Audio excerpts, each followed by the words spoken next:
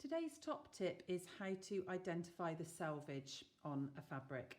So each piece of fabric will have two selvage edges. These are the straight edges that typically don't fray. They are the sides of the fabric as it comes off the bolt. So the distance between the two selvage edges is the width of your fabric.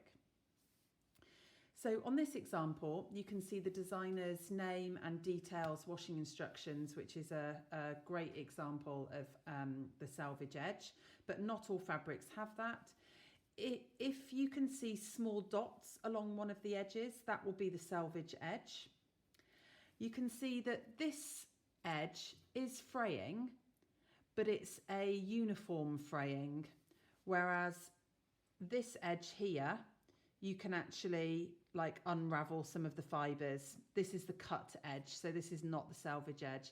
So the selvage edge may have a little bit of fraying, but it doesn't actually fray anymore when you pull at it. Again, in this example, you don't have any designer details down the edge. And you look and you think, oh, well, that's a frayed edge, but that is the selvage edge. The fraying stops, you can see the edge is quite straight, whereas this edge, there is fraying, but this might not necessarily be straight because this is where it's been cut or torn when your piece of fabric is measured out. And on jersey fabric, I think it's often the most difficult to identify the selvage sometimes. I find that the selvage edge of jersey does tend to roll under more than the cut edge. So you may see some dots, you can't see any on this fabric.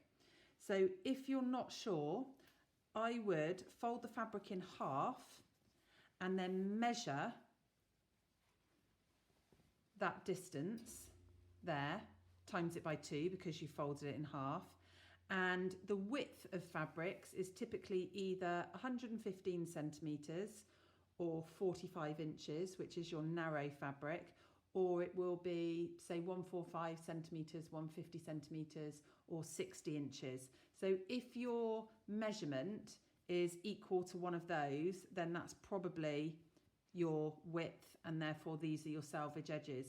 If you come up with something like 2 metres, then that's definitely the length of your fabric, so your selvage would run the other way. So it's really important to identify before you cut out your pattern pieces which are the selvage edges, because then you will have more success when you cut out your sewing project.